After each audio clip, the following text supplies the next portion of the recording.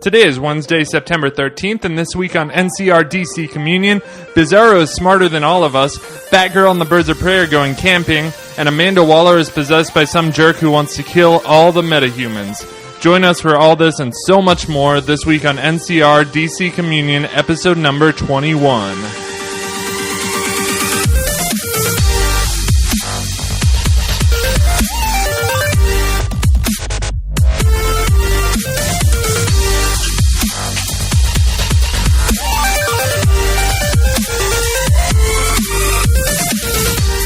All right. Hello and welcome to NCR DC Communion, episode number 21. I'm your host, Ben Dupay. This is Noah O'Toole. And I am Ariel Dupay. And we are your DC comic book experts. So, how's everyone doing this week? Good, hanging in there. Yeah. Just hanging in there with school and work and all the adulting things. Yeah, like a cat on a tree. Yeah, trying to make. Yeah, we need one of those posters in here. Just hang in there. The classic hang in there one. Yeah, that would be amazing. Trying to find time for childish things like comic books and animated movies and stuff like that. So it's tough sometimes, but definitely worth it. So it was nice today to be able to take like 2 hours to just like chill out and read comic books. Right. So, a lot of books this week, man. Like crazy amounts of books and a lot of reveals. Actually, did you guys find out who Mr. Oz is? Yep. Yeah. Not that it was a surprise, but maybe to some people. To some people it was. I guess I saw that coming. Yeah. I think a lot of people kind of did, but I was hoping that wasn't the case. So spoiler alert, we are going to reveal who Mr. Oz is in 3, 2, 1. So it is Jor-El. Yeah, Superman's father. And I have a feeling, though, it's not what it seems. I don't know. I think that it's going to be something to the effect of, like, otherworldly stuff or whatever. So we'll see what happens. Jeff Johns wrote it. I think he wrote that particular plot detail. Jeff Johns has never let us wrong. So I'm just going to wait and see and hold out for the best. But that is what we're going to discuss a little bit on the post show, along with some other news. We'll get into that a little bit more later. What do we talk about here on NCR? DC comic books? DC comic books. We talk about DC comic books, and we do spoil them every week. So we spoil plot beats, character developments, all that junk. So if you have not read the books that we're covering this week and you don't want to have them spoiled, just skip ahead to the next book or whatever until you get to the point where we haven't spoiled something you don't want spoiled. We do have a Patreon here at NCR where you can help us keep the mics on. That can be found at patreon.com/nerdchurchradio. There we do have access to an exclusive post show that's available only for our patrons. And if you want to send us a one-time donation, you can do so on PayPal at nerdchurchradio@gmail.com. We do also have a website where we sometimes write written reviews and articles and stuff like that. Check that out at nerdchurchradio.com. And from that, let's just get into the books, because there's a lot of them this week. All right, so first off, we're going to talk about Red Hood and the Outlaws, number 14. That is by Scott Lobdell as our writer, and Joe Bennett was on art this time.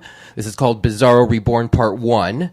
Red Hood and Artemis take out Professor Pig and his Dollatrons thanks to some sweet new gear like jetpacks, thanks to the new genius that is Bizarro. Pig was trying to rob a very large sum of money from the Penguin, and the Penguin himself wonders why the Outlaws helped him. But Red Hood pulls a fast one on Cobblepot as he teleports the money away, again, thanks to Bizarro's new tech.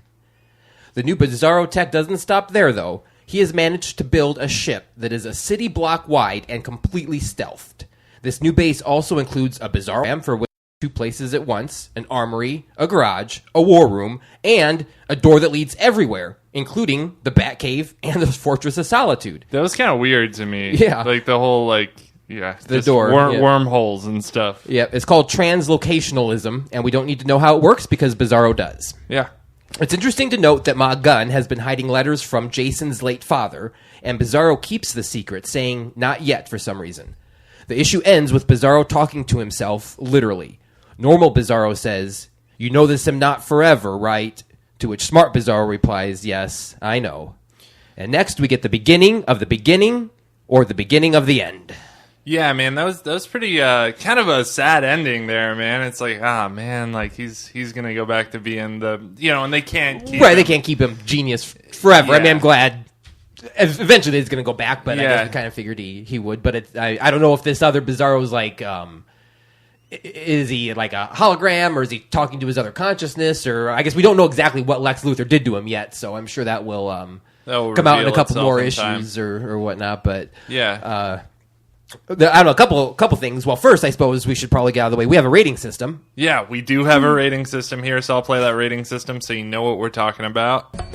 If a comic book is bad, we rate it as blasphemy. If the book is good, we give our blessing. If the book is not bad, not good, but just kind of meh, we rate it as stuck in purgatory. If the book is great, we rate it as holy. And if a comic book exceeds all standards of awesomeness, we rate that book as salvation. So I give this one a holy. Okay. Which is almost standard for Red Hood and the Outlaws anymore. It's so good. There are a couple things to note, though. It's not quite as enthusiastic and almost salvation holy like I've been in the past. The art changed a little bit. We have Joe Bennett on art instead of Dexter Soy, and it's still very, very good. It's just different. Yeah. And not in a bad way. I mean, it's still very detailed and things, but it's just noticeably different. I noticed that Artemis is drawn a little bit curvier and sexier versus strong and warrior like and stuff. But it's all good. I also struggle a little bit just with this crazy stuff Bizarro's coming up. He built a ship that's a city block in size. I mean, where did he get the materials from? And he did it like one morning, right? Exactly. And the garage is filled with Like the cars armory. and boats and airplanes, and then just like, damn, where did all these supplies come from? But I don't know. There's a little bit of like evil here too, because it's like the holographic projection that predicts criminal activity. It's like a little bit of like a Minority Report, or like Minority Report, or like Shield. Precognition. If you're going the evil route, it's like Shield from the Winter Soldier or whatever, where they're like, we're just going to kill a bunch of people that we know are going to be threats in the future. Yeah. So I'm wondering if he's eventually going to be like a villain temporarily, and then they have to subdue him and bring him back to his old self. That's quite possible. That, in fact, could be, Lex secretly implanted some type of thing in him to bring about that compulsion, or I don't know how you want to describe it, but that would make sense. And then Lex would kind of be the bad guy then. Ariel that, would get her wish of Lex Luthor finally being a bad guy. Yeah, I don't even know if it's.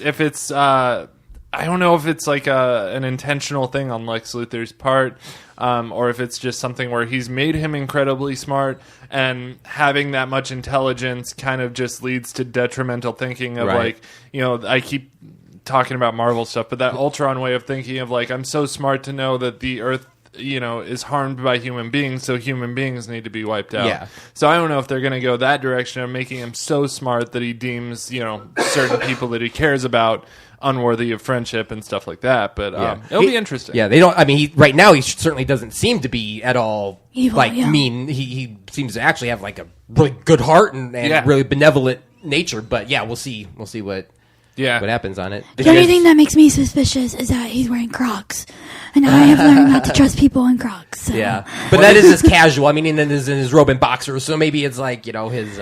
What is this around like the house? prejudice against Crocs that you have? I don't trust people who wear Crocs. They're comfortable. You need to cover your feet, okay? Like They're I covered. don't need to see holy feet. Okay. I guess I'll give that one to you. So, I'd give this one a holy though too. I do think it was kind of a down issue, right? Which it saddens me a little bit because I mean. The idea of having a smart Bizarro was really exciting to me, actually. So having it be a down issue, I was expecting it to be a little cooler.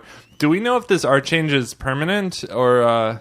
I don't know for sure. Okay. I hope not, but I hope not, because I really like the art's always been a standout on Red Hood and the Outlaws for me.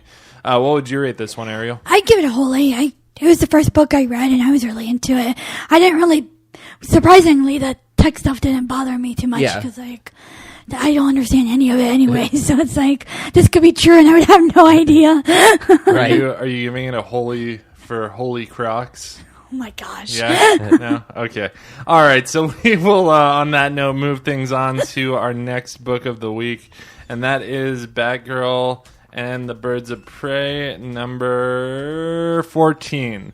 So Batgirl's hanging out in the clock tower, just doing her usual things. She's helping Batman and his team out from the computer base, suiting up to go stop a bank robbery, helping old ladies cross the street. She even calls in Poison Ivy and Catwoman to help break up a gang turf war.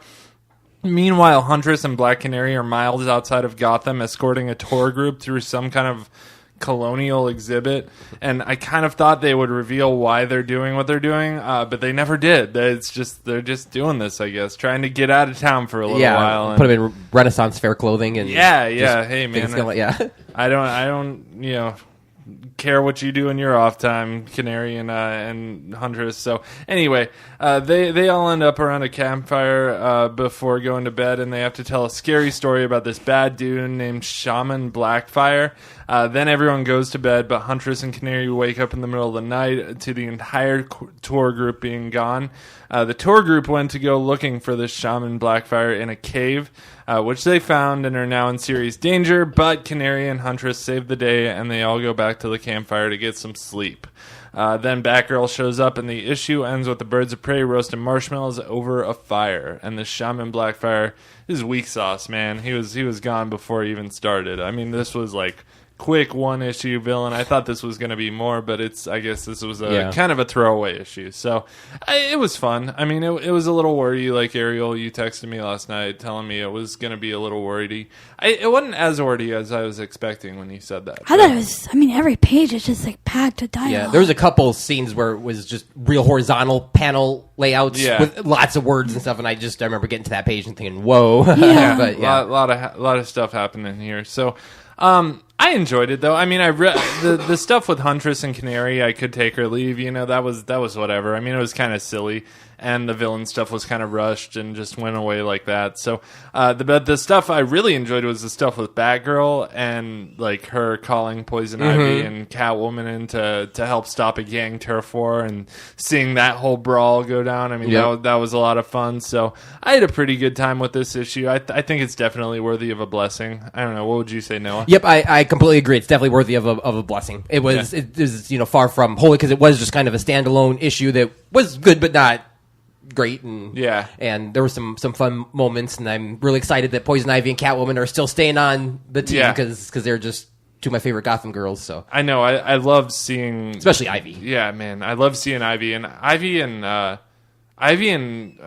Harley kept popping up in books this week. Right. It's like they were in every book I read. It was crazy. But what did you think, Ariel? I thought it was a mix of Totally Spies and Sabrina the Teenage Witch, mixed together. Where like teenage hijinks, but you add in some mystical stuff, and it was fun.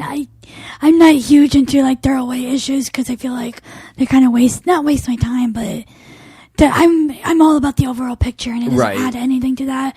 So it's like, I can still give it a blessing. It was fun. See, I'm the opposite though. Like, I'm actually totally fine with throwaway issues because it's just, I don't know. It sort of depends on how good they are. I mean, if they really deliver something that's like has me like, oh, that was so good, or oh wow, or whatever. But if I just smile and say, oh, that was cute, then it's kind of like. Yeah, I guess it just depends. If it's really fast and it's a throwaway issue, I'm fine with it. Yeah, I guess that's it. But then I can blow through it. But if you try and make it really wordy and there's a lot to explain, and it's tough, I think, to like cram a storyline into a 22-page comic book. But still worthy of a blessing. If you like Batgirl, I think it's definitely a book that you should pick up. So with that, we will move things on to our next book of the week, and that is New Superman number 15. Yep. So as the Suicide Squad butts their heads against the Justice League of China, I Ching is battling his yin brother. And I could not figure out who is yin and who is yang. And I even tried researching it, but like, one of them's yin and one of them's yang. So, and it looks like he's losing against, I'm guessing, his yin. Cut back to the battle, and Deadshot strikes a devastating blow to Keenan's body and his self-esteem.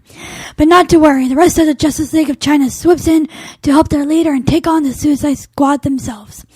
In recovery, the scrap kryptonite is taken out of Keenan, and now he must face Matea Omen, or as he would call her, Mom.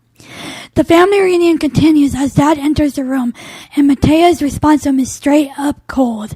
She will not be winning Mom or Wife of the Year award anytime soon. Was this a reveal in this issue that she was his mom? No, that was like an issue or two ago. Okay, cool. I just started reading this book this week because it started a new he story was cold though, because he's like, was her whole life a lie? And she's like, yeah, I just used you. Oh, wow. Like, ouch. Back at the action, the League of China is able to capture Killer Croc and Deathshot, leaving a very frustrated Harley to figure out what to do. But she's not alone for long. The darker side of I Ching has emerged, and with a helping hand, brings back an even more powerful Emperor Superman. Keenan has to leave behind his parents' squabbling to help his true family out. With the force of a great typhoon, Keenan focuses his cue to his fist and knocks out Emperor Superman with one punch. This is like Chinese doomsday kind of, or whatever, I guess. Yeah, I guess. I don't know. They said doomsday, so I was expecting like... Well, he brings the doom to the day. Yeah. Okay, sure. But he also knocks himself out. When he wakes up, he finds himself in bad company and out of time. When I say out of time, I mean he's in like... Literally in the 1940s. Yeah. Right? Or 1930s, 37. No one caught my Milan. No, I did I'm not. sorry. With all the force of a great typhoon. I failed you on that Disney. one. Sorry. I'm going to start adding a Disney line into every single one of my reviews. Do it. Yeah, I'm totally fine with that.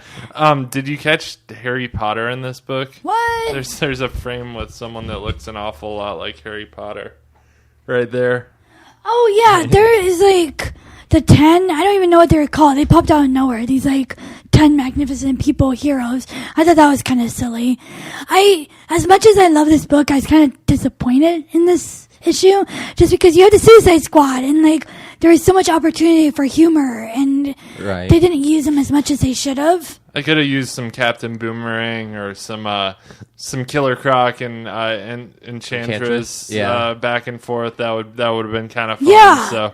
Especially like Fat Bat trying to talk to like Deathshot, that'd be hilarious. Yeah, that would be really funny. But I mean, it's still a great book, and like Deathshot being like, "Who is this guy? This is like a less dangerous version of my mortal enemy. This target's a lot easier to hit. He's way bigger than the other guy." So yeah, I mean, I still gave it a blessing because I really like it and I love this book and it's worth reading. I feel like the Suicide Squad could have been used better. Sure. Yeah, I feel that way too. I'm at a blessing on this one, and I kind of enjoyed it. I'm kind of like trying to catch up with certain elements of it because I know there's been a lot that's happened since I stopped reading this, but still, really fun ride. I think it'll improve over time, and overall, this has been one of the underdogs of DC Rebirth, I think. Did you read this one? This one I didn't get to this week. I was just so busy with everything. I hadn't been you. reading it, so I figured, just had to make the cut list today. Yeah, there's a few of those on my cut list too. So, all right, cool. Well, that's all we got for that one, and we will move on to our next book of the week, which is Wonder Woman number 30. All right, this is the last one by Shea Fontana. Oh, is it? Yep. In her Heart of the Amazon story. I'm okay with that. So I'll just kind of, this is actually going to be pretty short. I'm just going to really sum things up. I can almost sum up all 5 issues in one paragraph. Yeah. What's happened so far is a rogue set of the government has been trying to get Diana's DNA to make a wonder drug based on her powers. A small group of soldiers have already been test subjects and have enhanced speed, strength, and healing, just like Dr. Crawford, who had been a part of this scheme and developed the serum. One soldier always admired Wonder Woman and was distraught to discover Wonder Woman was not aware that they had stolen her DNA and thought that Diana donated it willingly. She helps Diana, along with Steve and Etta, to defeat the rogue government agents, and her lasso dispels the Amazon DNA in the soldiers' bodies. The arc ends on a positive feminist note with Wonder Woman flying off saying, "I am a woman of hope and peace, and I am free."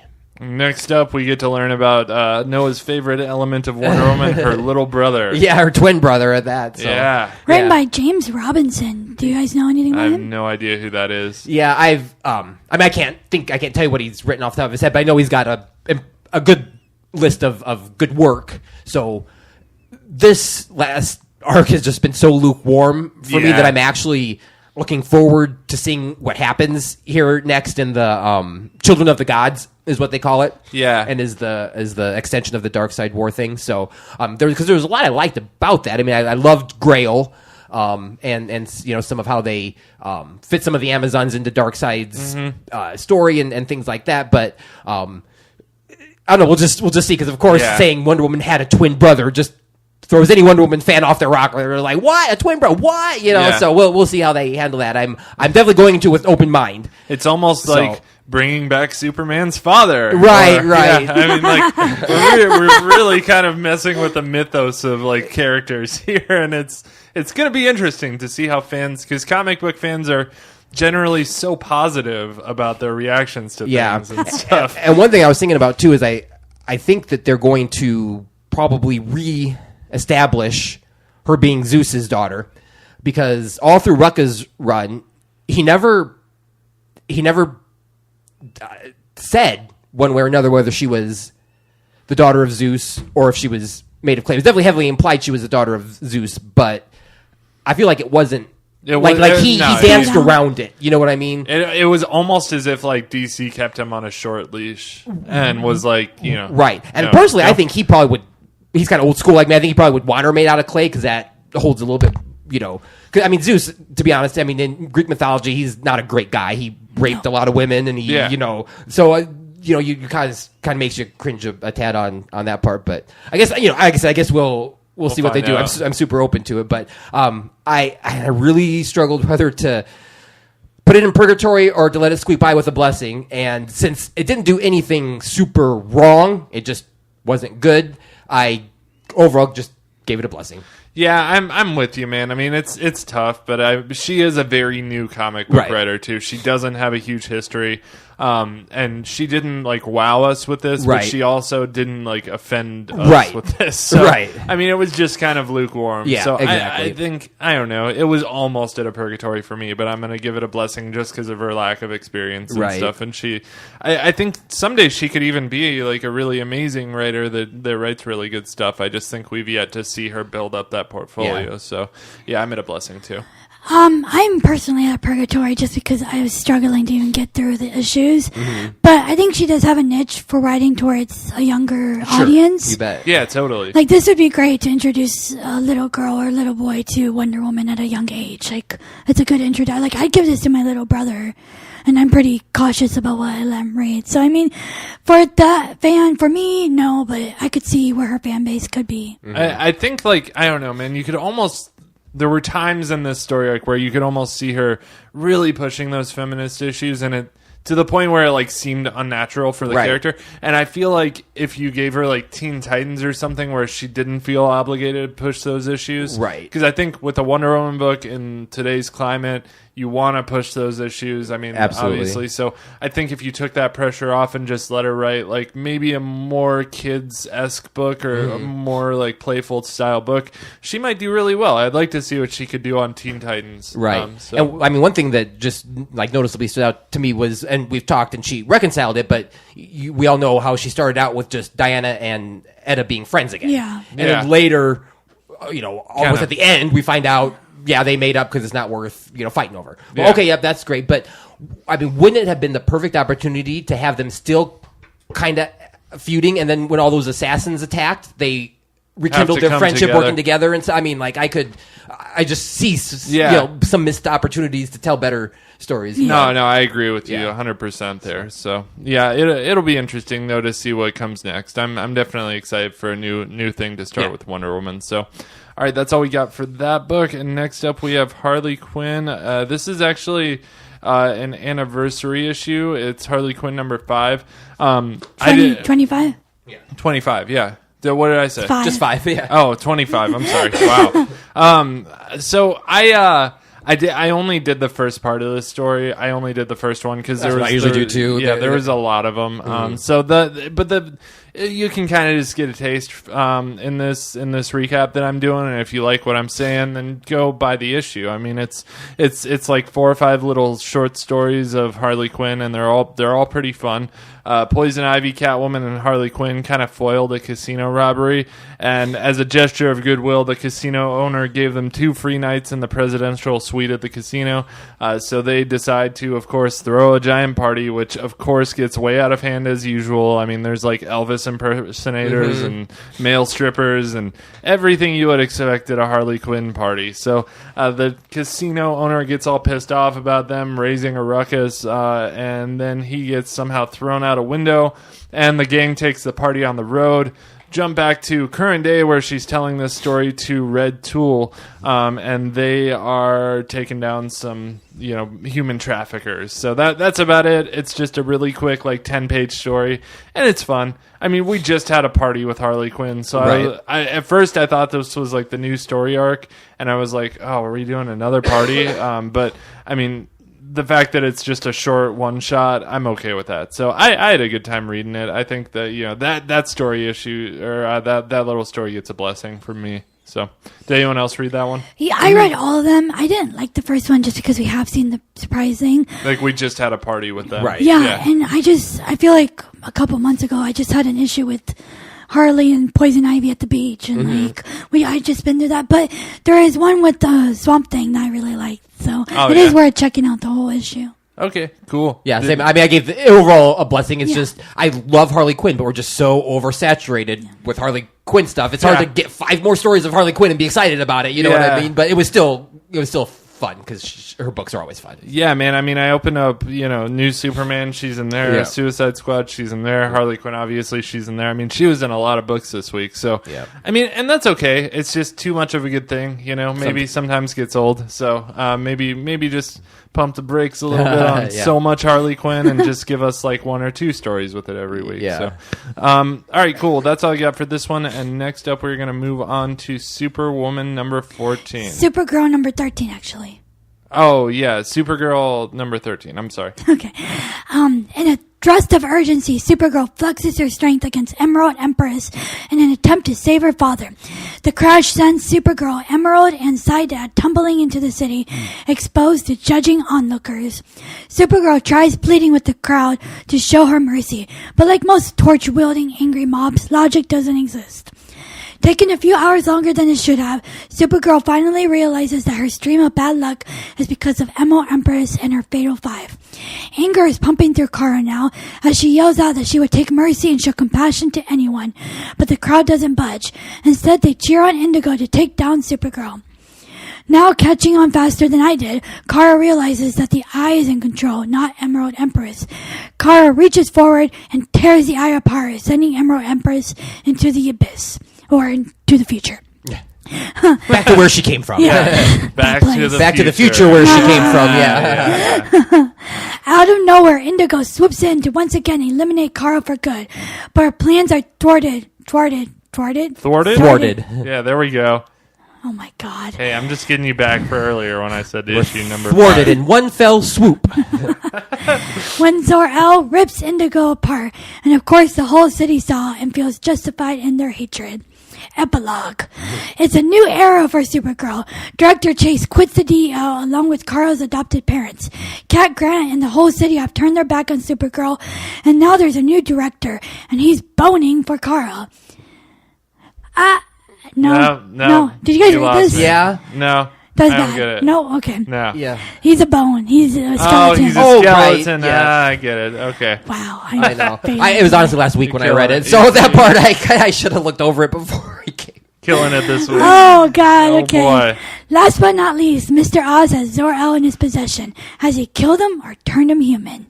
And as we all know, Zor-El, it kind of sucks, because before he got to this part, I was like, oh, that's so cool. The one cool thing about Mr. Oz being Jor-El is you get to see him interact with his brother. But it was a quick, couple panels. Yeah. He's like, your destruction on the earth is over, and we don't know if he's killed him or turned him human. So, this issue is really packed with a lot of information. I really liked it. It kind of felt like when Aquaman had that moment of overthrowing and there's a new beginning. I feel like Supergirl has a really great opportunity to go more raw. Yeah, I do too. So I gave it a wholly. I really enjoyed it. Yep. Same here. I'm with you. I've loved this whole Fatal 5 storyline since So great. day one, and it's just finally what you needed to get the excitement, and her ripping that eye apart was just epic. Yes. I was waiting for that. It was really epically drawn, too. Yes, it was. It looks really cool. So I just really hope they kind of dive deeper and the city loves you now. You saved them. I want them to really struggle with the fact that she's not the hero anymore. Right. Yeah. Yeah, and I did not read this one, but I'm just kind of flipping through while you're talking about it. So I got to go back and read the Fatal Five, the first 2 issues, before I jump into this. I think it's interesting that we went from Superman being the only survivor of Krypton to Superman and Supergirl being the only survivors of Krypton to, now Jor-El and Zor-El are here too. Yeah. Who else are we going to save from Krypton after 75 years? A lot of Kryptonians in the mix right now, so...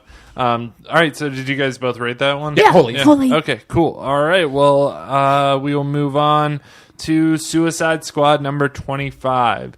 This is the end of a story arc, so Amanda Waller is possessed and trying to kill Batman, who's just trying to rescue Killer Frost, but not if Harley Quinn, all decked out in a Rambo-style getup, has anything to say about it. Batman and Killer Frost get away, and it looks like Harley might have won if it wasn't for the brain bomb that Amanda planted inside of Harley and all of her cohorts. Of course, that's always the thing that Amanda Waller holds over the Suicide Squad. Just as Amanda is about to blow Harley's head off, Captain Boomerang to the rescue. He is not dead. Returns. He's back. And the comic relief is here with him. So I'm so happy he's alive. I love Captain Boomerang and all of his stupid jokes.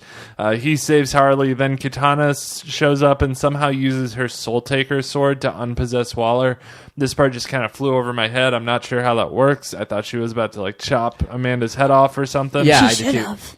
But now, seriously, why are they still going along with this? But now the Suicides, because then you couldn't make books, I guess. Oh, yeah.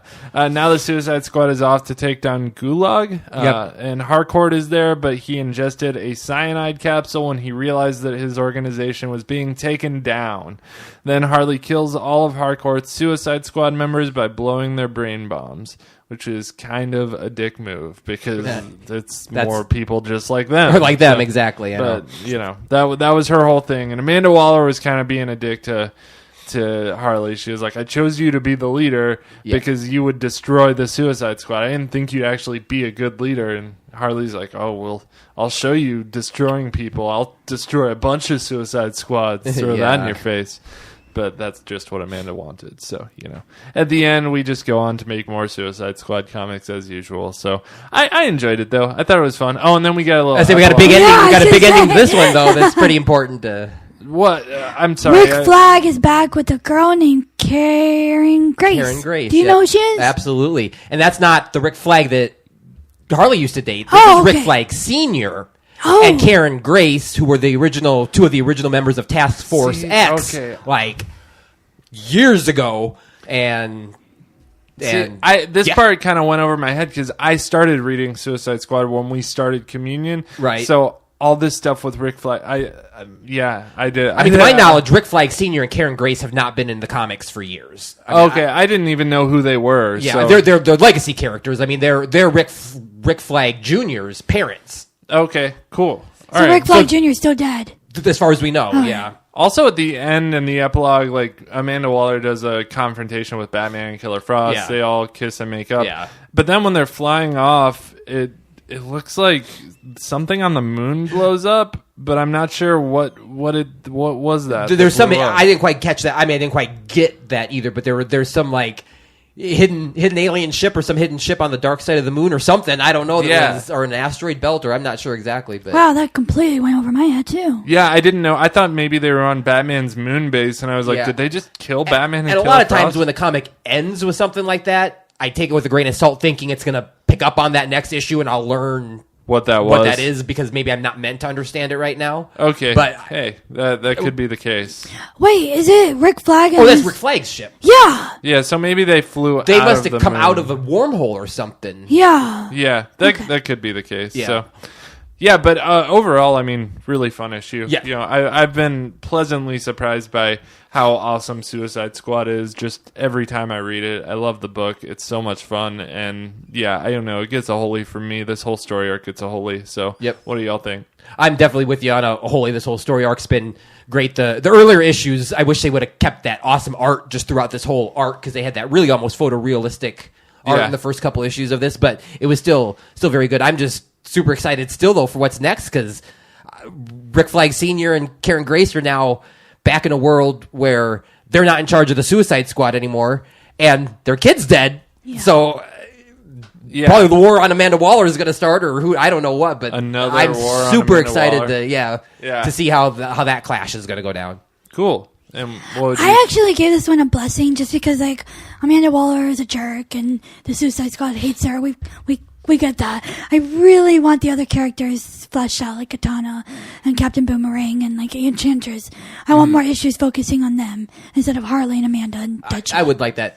Yeah. I always want more. I thought Katana had a nice scene. I liked her. They expand on her a little bit with the. Yeah, they did on the. Yeah, they a little bit, not like they do Harley and Amanda exactly. though. But she had more of a part than we're used to seeing her in, which is nice. And I kind of assumed that like it was her husband, is like in the sword, and she's struggling with how she treated Batman before. So like her husband's helping her with her redemption, and he. Grab the soul. Exercise that thing from Amanda without, like, chopping her head off. So Yeah, I don't know. I thought we got some, like, Katana got a little bit, I don't know. I've always thought she'd be worthy of her own, like, offshoot. I would love to see that. Yeah, oh my I'd love to gosh. see, like, just a mini 6-issue story arc of Katana. It would have been hilarious if, like, after she did the sword thing, if Amanda Waller's head fell off and she's like, oh, crap, that's not how it's supposed to work. Right. Yeah. Whoops, sorry about that. I thought something else was going to happen. Yeah, that should have been what happened. But, again, then you can't keep making Suicide Squad comics. So, all right, we will move things on to our final book of the week, and that is Superwoman number 14. And it's a weird one. So in a story coming out of left field, Supergirl and Superwoman are teaming up to help Lana's friend Amos. If you remember from previous issues, Amos and Lana coming together released their inner red kryptonite, turning them into raging beasts of power. Lana was neutralized, but Amos is still struggling. With Supergirl's help, they use DO armor to get Amos under control. Once they do, a new threat emerges. A girl claiming to be Maxima attacks the girls. For someone who didn't read Supergirl's New 52 run, there is a lot of what the hell is going on right now. To complicate matters, this is a fake Maxima set out to destroy Supergirl. But then the real Maxima comes in and helps the girls take down fake Maxima. Through all their personal struggles, in the end, the girls come together and realize that girl power overrules, and we are all missing, and all we are missing is a frozen mid-air high five. But the girls can't relax for long because someone has their eye on Lana Lang. Cool. That was good. I don't know.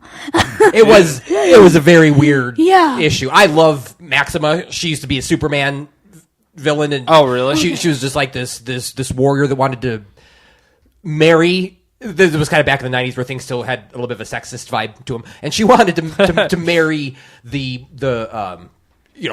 biggest, strongest, most powerful person to sire powerful children, and so she was just out to conquer Superman for her mate type of thing, and but she's just a giant, powerful Amazonian type woman. So of course, I was like, cool Superman villain. So it was super fun to see her show up. But it just made me feel like I missed an issue, and every time I went back, I was like, did I miss something? Because like Supergirl came out of nowhere, but the last issue was all those flashbacks of remembering Amos as a child, so we didn't miss anything. Oh yeah. Okay. It just the series as a whole has jumped so much. It's hard to keep track of. Like every once, like there's a few individual issues I feel that I'm like, oh, good. I'm kind of liking Superwoman, and we're getting back. And then the next issue is kind of like, well, wait a minute. Now what's going on? You know what I mean? So it's hard to like it consistently because I feel like it comes out inconsistently. I feel like it's like a month and a half sometimes between issues, if not more. But the art's always pretty. That is true. Yeah, I skipped out on this one too, so I didn't get to any of the Kryptonian females this week. So you'll have to just kind of had to check pick. it out. It's like the Kryptonian glow. Yeah, totally. they all have their like flowing, beautiful hair too. It's like and their own special super moves. Yeah. Supergirl Slam. So did you rate this one? I guess I'd give it a blessing. Okay, Noah. Yeah. I teetered between blessing and holy, just because I don't like the girl fight part, but it's a blessing. Okay, cool. Well, that's all the book reviews we have for you guys this week. Make sure and email us, if you guys have any questions or comments or constructive feedback. We can be reached at nerdchurchradio@gmail.com, and we might just read your mail on the show. If you want to leave us a voicemail, you can do that too, and we might play it on the show. That voicemail line is 641-715-3900, extension number 345703. We do also really appreciate iTunes reviews, so if you guys want to give us a 5-star iTunes review, that would be awesome. And where can we find everyone? I'm Ariel the Orco on Twitter. I'm on most social media sites at Noah O'Toole. All right, and I am on Twitter at HeyBenzilla, and if you want to find us anywhere, we are on the internet. You still with the Twitter handle, you can't get over it. Whatever. All right, so, and then on the post show this week, we're going to do a really fast post show, just talk about Mr. Oz and some Wonder Woman 2 movie news and stuff like that. So we'll get into that on the post show. If you want access to that post show, just sign up on our Patreon, at least $1 per month. And that's all I have for you guys this week. So have a wonderful week. Bye, everyone. Be good to each other.